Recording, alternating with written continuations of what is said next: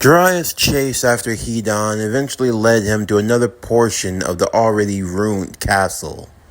Another open area, a floor completely covered by a pentagram, with the both of them in the center of it.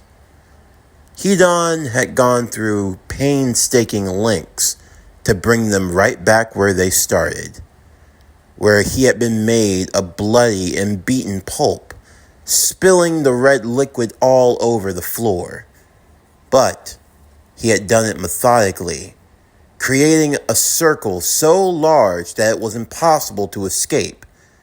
The circle with the triangle in the center, and the two of them caught in the heart of this death storm.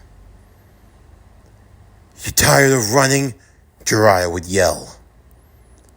"Oh, I'm not running anymore. And neither will you." Hedon would take his pike as he stabbed into his own knee, Jiraiya falling over immediately and feeling the pain. Hedon had taken his jutsu to a whole new level. Now, the bigger the pentagram, the larger of an area that he didn't need to cover.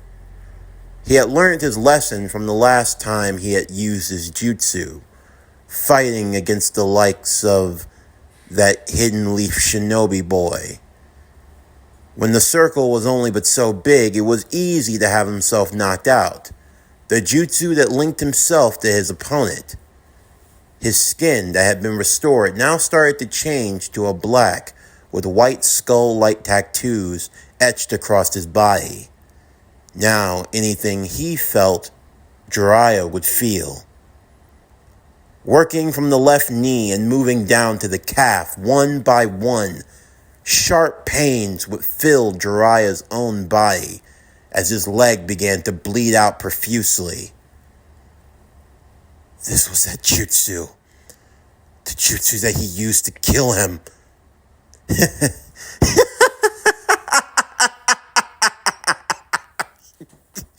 Yeah. Who's the one in trouble now, bitch? You thought you had me, but no. I'm the one that's got you. You're now trapped inside your own destruction. You thought spilling my blood all across the battlefield was doing you any good. No, you were just helping me complete my jutsu. I thought too small long ago. I used to always make it so tiny and personal. But no, bigger is better. Now, there's no way for you to get me out unless you think you can crawl out of this room. And I don't think you're going to be able to do that with one arm. Hedon would then stab himself in the right shoulder blade, with Jiraiya now yelling out even more. Hedon was going to make him suffer, slowly, painfully. Jiraiya's left leg was now useless, his right arm all but destroyed. He looked up as Hedon would continue to revel in the pain and anguish that he caused them both.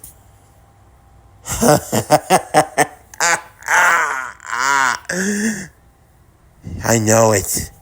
You feel it, don't you? You've experienced death before. But now, you get to have something that few people in this world get. You get to be blessed by death twice.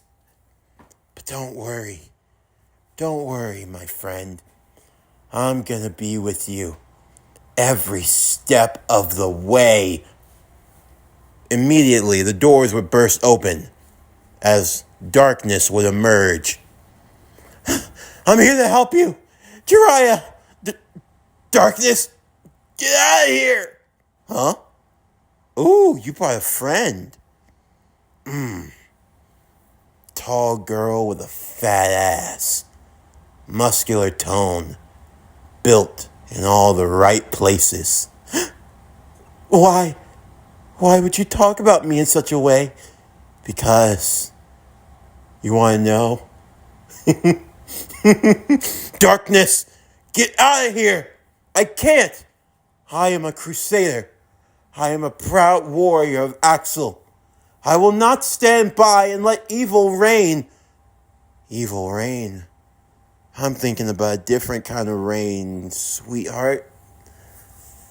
You and I in pure bliss in agony. Agony?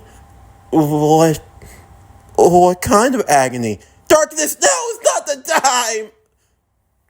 I'm talking about that painful agony. I'm talking about that agony that makes your blood run cold. I'm talking about that agony that makes you feel like you're being taken just to the edge. Just when you think you can't hold on for another inch. I want to feel every bit of it with you. With me? I mean, I've never... Darkness! Oh! Jiraiya, how did you... It's because he and I have a special connection. One that I hope you and I can have as well. Darkness readied herself as she drew her sword. She rushed straight towards Hedon, who opened his arms widely. Jiraiya now cursed under his breath, because he had been working so hard to help Darkness improve in her aim. Because truthfully, the girl was a terrible shot. I mean, just terrible. The girl couldn't hit the side of a barn if it had a big-ass target on it. Like, seriously. She was the definition of, if you ever catch someone fighting in the forest with a grizzly bear, I don't know, help the bear. Well, no, help, I don't know how that goes. Well, anywho, no one could tell who needed more help in that situation. Was it Darkness or was it the bear? See, that's just how confusing and painful it was to work with Darkness. Jiraiya spent countless nights with her doing shuriken practice.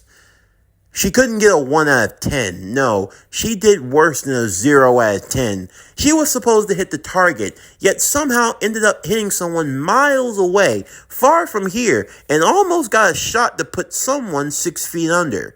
Safe to say, Darkness and target practice, that went hand in hand. But she was improving. She had gotten better. And now, as if it was almost a curse of fate, the one time when Jiraiya needed her to miss, when he prayed for her to miss, when he prayed on her downfall, he felt like she was going to strike true. And if she landed a clean shot on Hedon, that would be it. Hedon opened his arms wide, smiling happily as he knew what was going to happen. It's a form of prima nocta. How does it feel, Toad Sage? Knowing that your comrade's going to be the one that does you in. You're going to be dealt the killing blow. Oh!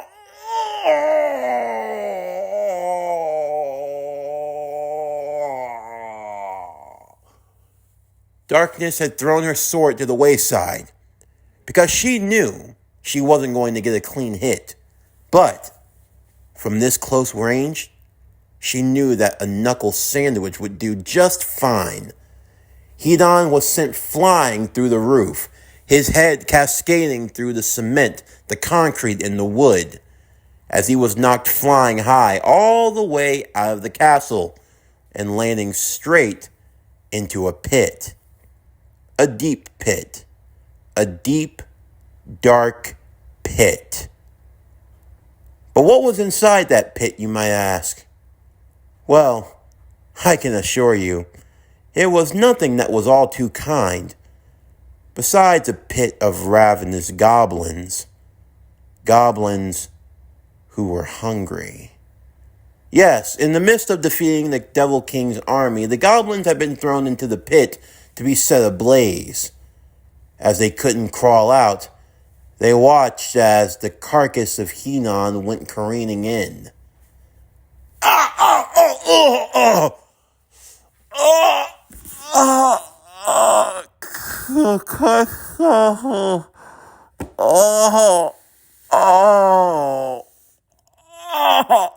She, it hurts. What the? Where am I?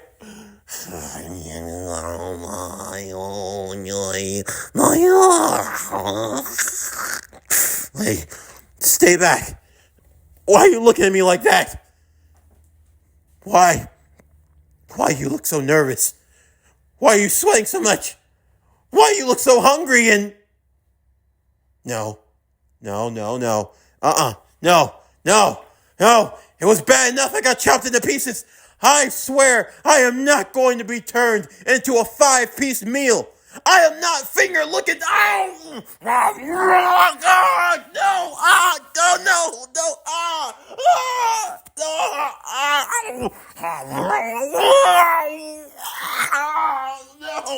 not there. No, don't bite me. Please, no.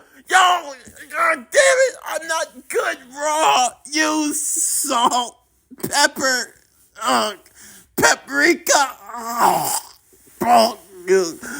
basil, thyme.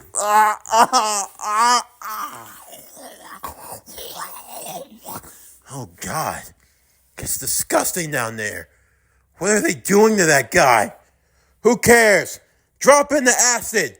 Burn them all. The last thing Hedon remembered was having his head severed off.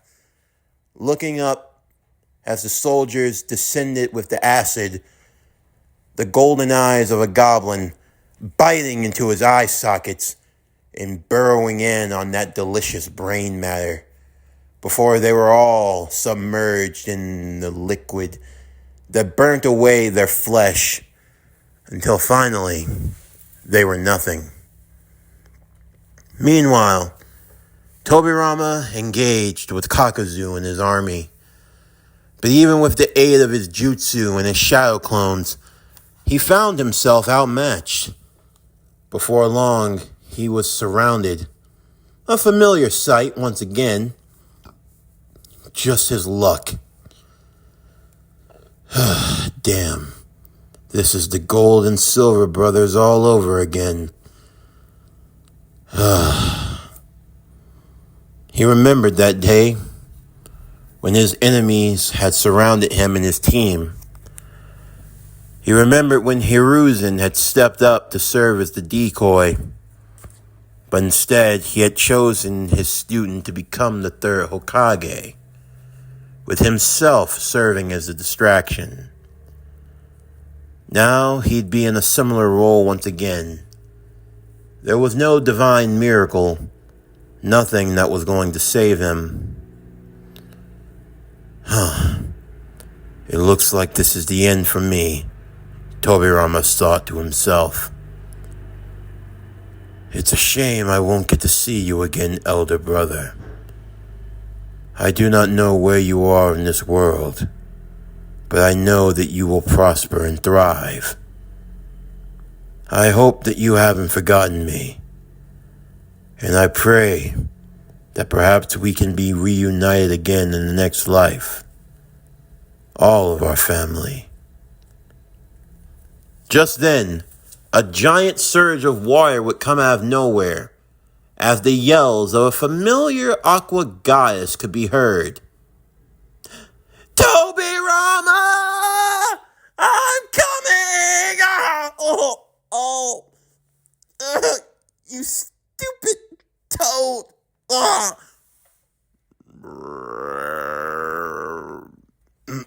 Aqua? I'm here. You look like you've been through hell. Aqua, why are you? We came back to help as soon as we could. What's going on? The remaining forces of Kakazu merged together as he turned into a giant, thread-like monster.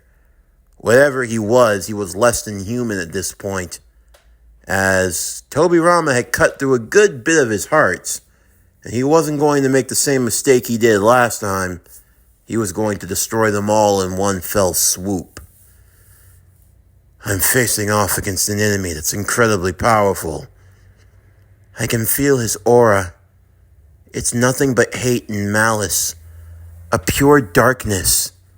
Something that needs to be cleansed. Cleansed. Purifying it. That's the only way to bring it down. The power that he uses, it emanates an evil aura. It's disgusting, even to me. You think you can purify it? I could. I have the power, but not the strength. But I believe you can. Aqua would stand behind Tobirama as she placed both hands on his back. Now, blessing of the goddess of water. What are you? You made a good choice when you chose the water amulet. It amplifies all of your water magic. And now, you have the goddess of water on your side. Aqua. You know, I wasn't a good god. I know that. All of this is my fault. And I have to take responsibility. But please, Tobirama, despite being a stupid and foolish goddess, will you please lend me your strength? Of course I will. Just leave it to me. Now, the power of the Requiem, I bequeath to you. Tobirama's body would now be enveloped by the aura of Requiem. As he looked up to Kakazu, the monstrous blob of a man once a shinobi, mocking him cynically as he opened his mouth. This is how far you have fallen, Tobirama. So much so that you require the help of a pitiful archbishop by your side. That's where you're wrong, Kakazu. Relying on your allies is not a weakness, it's a strength. But I'm not surprised. That's something you could never comprehend. After all, your village was foolish enough to only send you against my brother. At least when I died, my enemies had the decency to send their best. But with you, I doubt your village was even trying. Hell, I bet they thought that you were nothing more but a pitiful loser, and that sending you would be way better than wasting quality forces. What was that? You heard me. I bet you weren't even S-class back then, let alone A or B. And calling you C would be a stretch. Maybe you were fresh out of the academy, wet behind the ears. No wonder why you got beat. You were ignorant. It's easy for you to talk, Tobirama. In this world, our past means nothing. All that matters is the power we have now. The power I've gained far exceeds anything that you can ever do, what you could ever hope to be. I am going to destroy you once and for all. Go ahead and try. Shadow Clone Jutsu. Tobirama would be surrounded by 7 shadow clones as they all wielded their kunais and jumped towards Kakazu. Out of his mouth shot the elements of wind, fire, earth, water, and lightning release, all mixed together as one, attempting to take him out with a surge of mixed forces. The clones would be destroyed by the ray beams, but they had managed to throw their kunais before their departure. Now with the kunais high into the air, Tobirama would show the full extent of his range of jutsu. Ninja art, bringer of darkness jutsu. In that moment, everything went black for Kakazu. He shot his ray beam of energy all around him, unable to see where Tobirama was. You think hiding in the darkness will change anything? Shinobi Arts 101. A ninja relies on the shadows. They remain in the shadows. They adopt the shadows. They become one with the shadows. You never allow your enemy to see your move. You wait for the right moment to strike. And when you do it without fail. By the time Kakazu knew what had happened, all of the kunais had been embedded into his body, as Tobirama would release the technique. Now, hidden ninja art, Goddess Requiem! The discharge within the Requiem through each of the kunais would surge through Kakazu's body, as Kakazu could feel all of the hearts beginning to be destroyed inside of him, until there was only one left. His body emerging from the amass of the amalgamation of threads, creating the kaiju-like monster that he had constructed. As he had now found the moment to escape, the last kunai appeared behind him, along with Tobirama. It's over, Kakazu. Tobirama.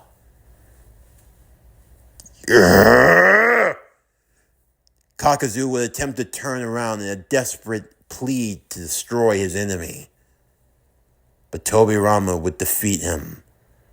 With one swift motion, his head would roll to the ground. You did it, Tobirama!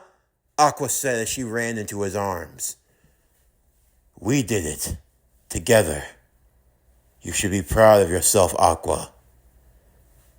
I still have a long way to go, don't I? You do. The road ahead of you is long and not for the faint of heart. But it's a road that we will travel together. As for Madara, both he and Iris were now stuck in the air. In his desperation, Madara, he could feel his eyes being tinged with pain. Deidara was reveling in his assured victory. Madara's eyes, his Sharingan, it morphed from 2 tomo to 3, and then from 3, he felt a stinging sensation. The pattern of the 3 tomo would begin to take shape. Trails of blood leaving his eye sockets. He saw the destruction that came. The fire from the mist of the red clay dust that had now spread all over the capital. No. I reject this. This isn't how things are supposed to be. I reject. His Sharingan would begin to spin, and so too would the events around him. It was slow and painful. It was as if he were slowly turning a dial, as everything around him began to go into reverse. Everything, all the way, until eventually he was back, right before he had charged. Deidara, hovering in the air with Iris as his captive. Deidara could see that the Sharingan had now changed, and that now his eyes were starting to bleed. Another trick, Deidara thought.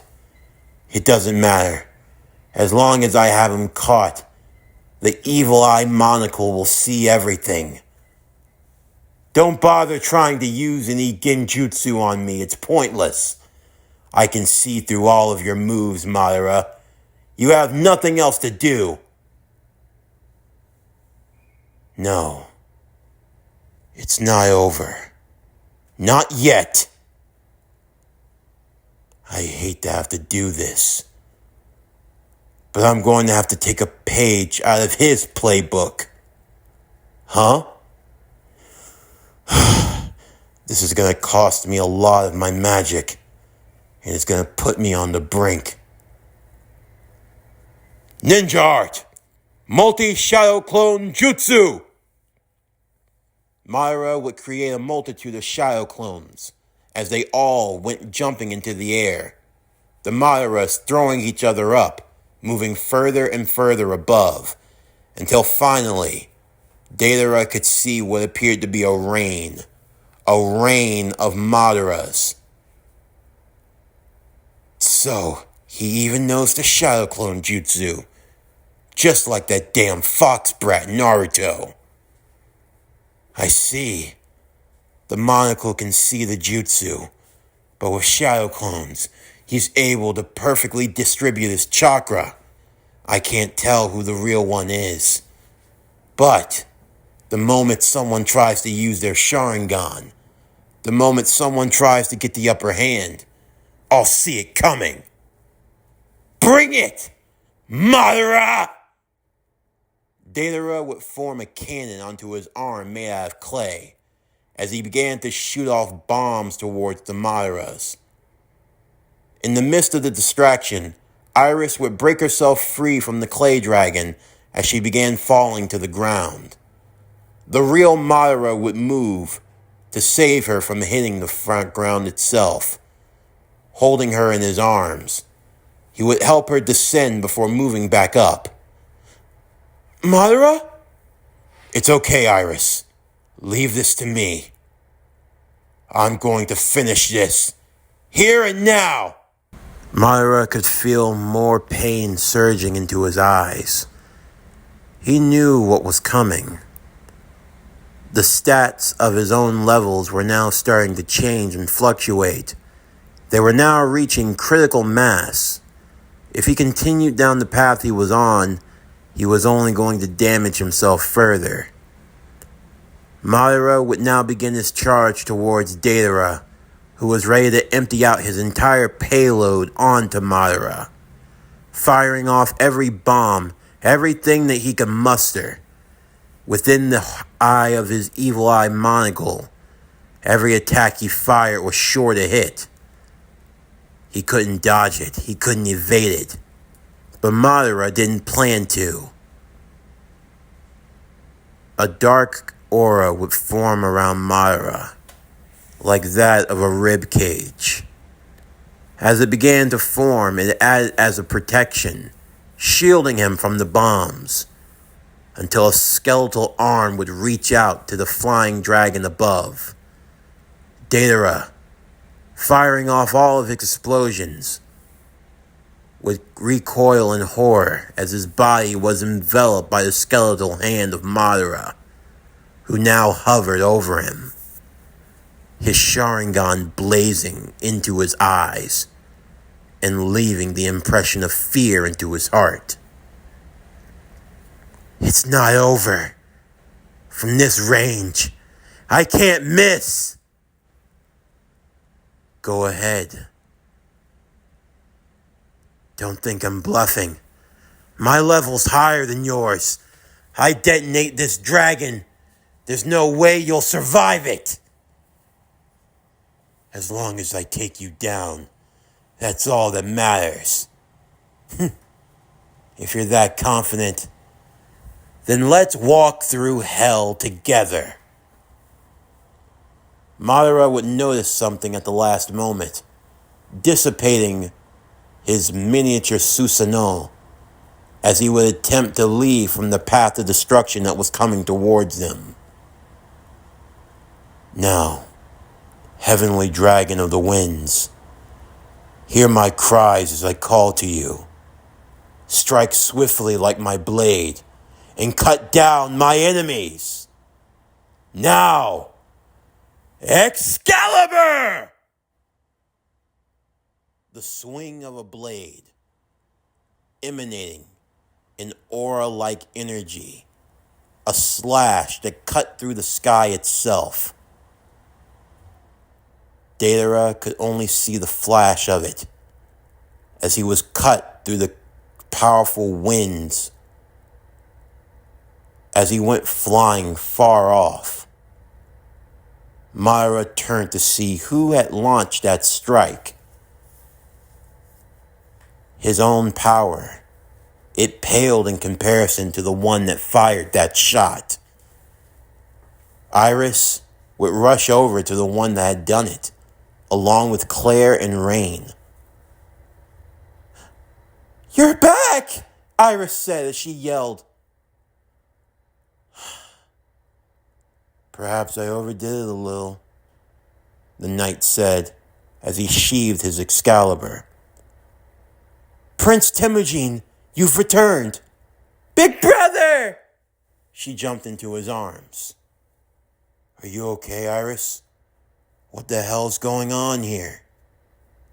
"I'm so glad you're back, Timujin. You came just in time."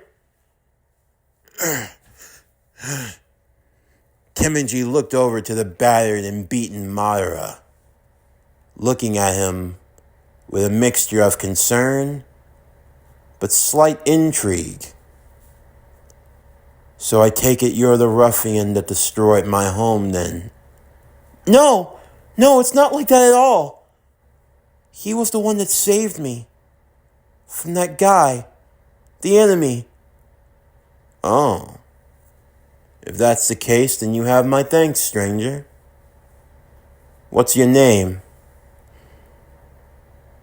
Madara Uchiha." Madara. Prince Timujin of Axel. A pleasure to meet you. Yeah. Pleasure.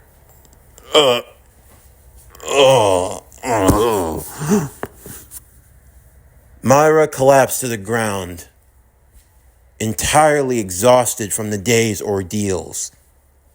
From the shadows, Chris would watch what had taken place. Just one bad omen after another. As if the Akatsuki weren't bad enough, on top of the sacred treasure that Iris has. Of all things, that sword had to return. The sword of Excalibur. The blade that contained the soul of the Sky Dragon itself. The first sacred treasure. The one true power capable of slaying the Devil King.